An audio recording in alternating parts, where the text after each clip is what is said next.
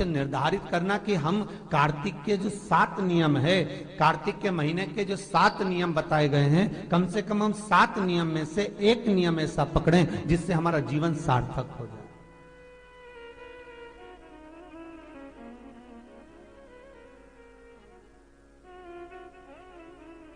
आप भले 7 नियम नहीं कर रहे कार्तिक के, भले एक नियम करो, पर वो नियम हमारा पूर्ण चलना चाहिए, उसकी नियम की पूर्णता पूर्ण होना चाहिए।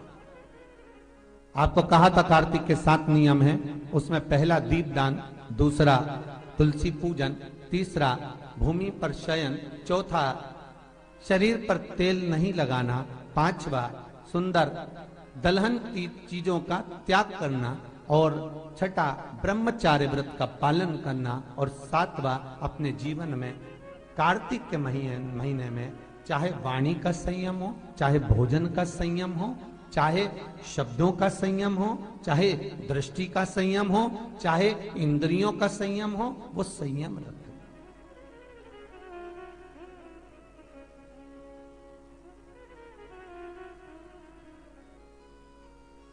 वो संयम धारण करना।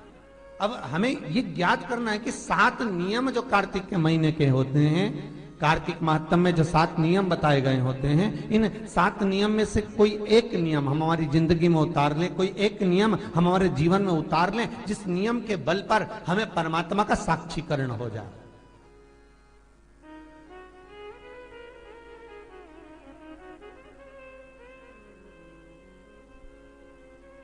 कोई एक नियम। अगर आप दीप दान कर रहे हो कार्तिक के महीने में, प्रतिदिन आपने 1 महीना तक दीप दान करा महाराज, तो ये भी आपका एक नियम है। 1 महीने तक आपने जो तुलसी में जल चढ़ाया, ये भी आपका नियम है। आपने अगर वाणी पर संयम रखा है, ये भी आपका महाराज। एक बहुत सुंदर बात कार्तिक के माध्यम से लीजिएगा अपने जीवन में उतारने के। कार्तिक के महीने का 7वां नियम याद रखना, संयम।